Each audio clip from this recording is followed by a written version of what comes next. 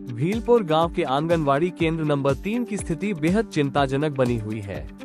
पिछले 10 से 15 वर्षों से यह आंगनवाड़ी किराए के मकान में चल रही है।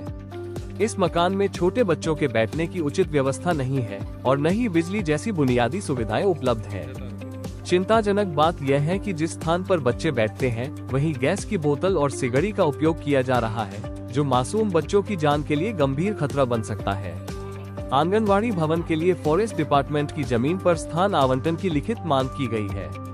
इस संबंध में सीपी कार्यालय और सड़क भवन विभाग को भी लिखित रूप से अवगत कराया गया है।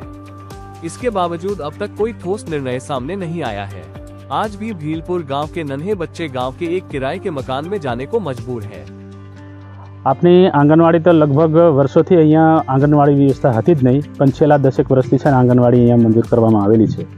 આ આંગણવાડી મંજૂર થયા બાદ અહીંયા મકાનો પણ 2 વખત મંજૂર થયા, પરંતુ જગ્યાના અભાવે બંને વખત ગ્રાન્ટો લેપ્સ થઈ, જેથી કરીને અમે 2024ની અંદર 13/7/2024ની અંદર ફળિયાની નજીક અમારી ફોરેસ્ટ ડિપાર્ટમેન્ટની જમીન આવેલી હોય, એ જમીનની અંદર અમે માંગનું મૂકેલું છે અને એમાં આપણે સીડીપીઓ ઓફિસ અને મકાન માર્ગ વિભાગની અંદર પણ અમે છે ને લેખિતમાં આપ્યું છે। ફોરેસ્ટ ડિપાર્ટમેન્ટની અંદર જ્યારે અમે ઠરાવ કરી, વન અધિકાર સમિતિમાંથી ઠરાવ કરી અને આપવા ગયા ત્યારે એ લોકોએ એવું કીધું કે આ ફોર્મેટ આખું એમની જોડે તૈયાર છે, એટલે તમે બાંધકામ માટે જો આપવાના હોય તો ત્યાં આપી દો, એટલે અમે અમારી પાસે આવશે એટલે જગ્યાનું અમે નિરાકરણ લાવીશું, આવું ફોરેસ્ટ ડિપાર્ટમેન્ટની અંદરથી અમને જવાબ મળેલો। એટલે અમે અત્યાર સુધી રાહ જોઈને બેઠા છે, પણ અત્યાર સુધી હજુ કોઈ નિકાલ એનો આવેલો નથી। અને અત્યારે નાના બાળકો ફળિયાની અંદર એક મકાન આવેલું છે, એ મકાનની અંદર છે ને ભાડા પટ્ટે અત્યારે જગ્યા રાખી અને આ બાળકોને અભ્યાસ કરવો પડે।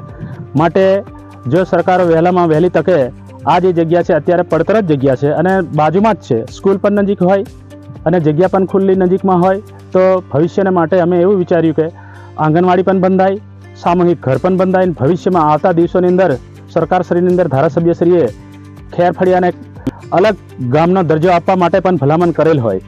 ભવિષ્યની માટે જો કોઈ બાંધકામ આવે તો એ બાંધકામની અંદર જગ્યાનો કોઈ અભાવ ના પડે, એના માટે અમે આ જગ્યા માંગી છે। તો સરકારશ્રીના કર્મચારીશ્રીઓ ફોરેસ્ટ ડિપાર્ટમેન્ટની અંદરથી પણ આવી અને આનું ખરેખર સ્થળ પર ચકાસણી કરી અને એનું તત્વરે નિરાકરણ લાવે અને જેમ બને એમ આંગણવાડી વહેલી તકે બને અને આ વહાલા બાલ પુષ્પોને એને પૂરેપૂરો બેસવા ઉઠવા માટેની સગવડ મળે એવી અમારી ગામ લોકોની ઈચ્છા છે। હાલ બાળકોને કેવી તકલીફ પડે? હાલ તો બાળકોને તકલીફ તો પડે જ, કારણ કે નંદઘર હોય, આંગણવાડી હોય, એટલે એની અંદર બેસીને બાળકોને ભણાવવામાં પણ સારી રીતે આવે, એના જે કંઈક ચોપડા હોય એ તે પણ બતાવે, ચાર્ટર પણ બતાવવામાં આવે। અત્યારે શું છે, નાના સરખા મકાનમાં રાખવામાં આવે એટલે તકલીફ તો ખરી જ। અમારી આંગણવાડી ભાડાના મકાનમાં ચાલે છે। 10 થી 15 વર્ષ જેટલા અહીંયા ભાડાના મકાનમાં ચાલે છે। 0-6 વર્ષના બાળકો, સગર્ભા માતા, ધાત્રી માતા, કિશોરીઓને અમે અહીંયા બોલાવીએ છીએ અને એમને THR વિતરણ કરીએ છીએ। શું તકલીફ પડે છે? બાળકોને બેસાડવા, સગર્ભા ધાત્રી માતાને બેસાડવા માટે અમે બહાર બેસાડીએ છીએ અને પેકેટ વિતરણ કરતા ફોટા પાડવા હોય તો અમારે અંદર અંધારું આવે છે, તો બહાર બેસાડીને ફોટા પાડવું પડે છે અને ઓનલાઈન ફોર્મગીરી બધી મોબાઈલમાં નાખવાની હોય તો અમારે લાઇટની વ્યવસ્થા નથી, તો અમારી આંગણવાડી જલ્દી બને એવી અમારી માંગ છે। મકાન કેવું છે? મકાન અહીંયા જર્જરિત છે, તિરાડો પડી ગયેલી છે, તો અમારી એવી માંગ છે કે અમારી આંગણવાડી જલ્દી નવી બને।